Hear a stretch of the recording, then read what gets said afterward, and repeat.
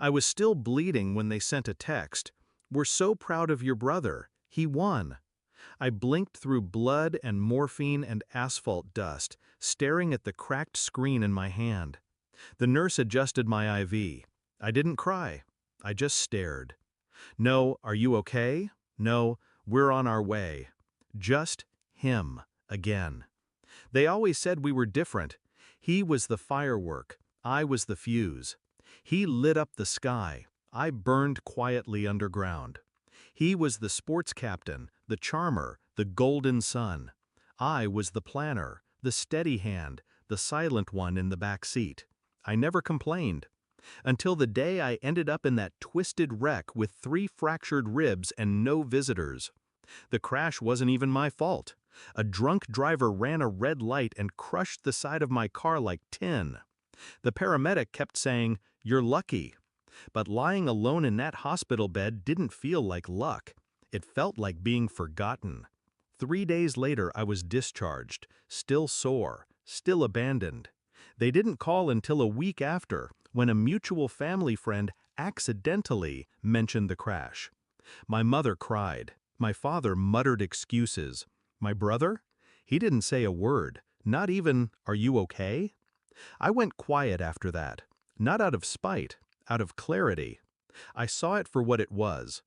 I was useful only when he failed, when he needed a cover story, an alibi, a loan.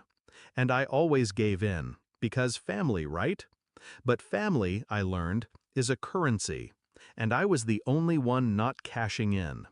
So I worked, quietly, took on 2 jobs, cut out distractions, lived cheap, saved hard.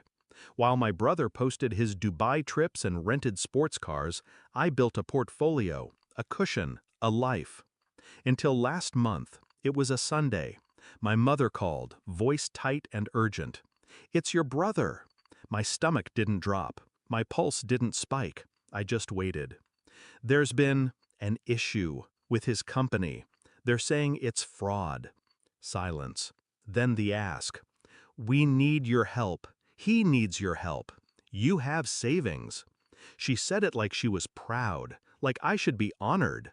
"Just until we sort things out." I didn't scream. I didn't accuse. I just paused.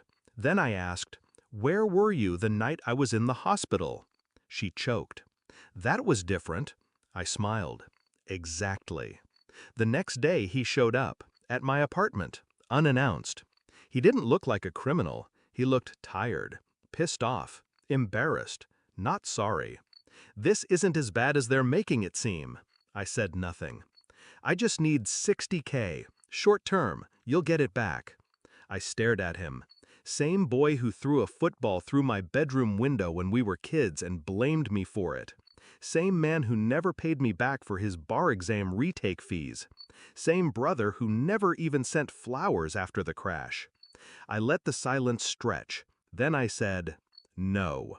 He laughed. "You're really gonna watch me go down like this?" I didn't move. "After everything?" Exactly. What they didn't know, what none of them knew, was that I'd been preparing for this moment since the night they chose a plastic trophy over their own blood. I'd tracked his company's filings, seen the signs months ago. Shell payments, ghost vendors, internal invoices to nowhere.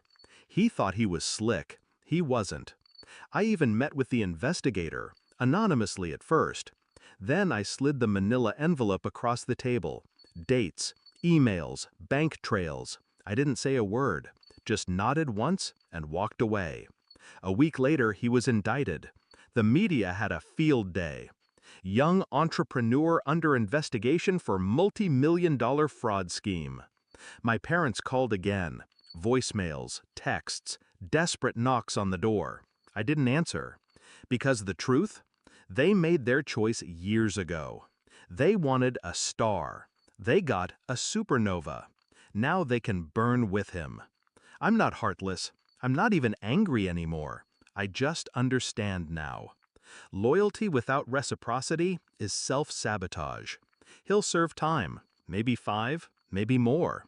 The empire's gone. The cars, the image, the charm, it all cracked like glass. And me? I sleep just fine. I used to wonder what it would feel like to finally be seen, heard, respected. Now I know. It's not in their apology. It's in my refusal.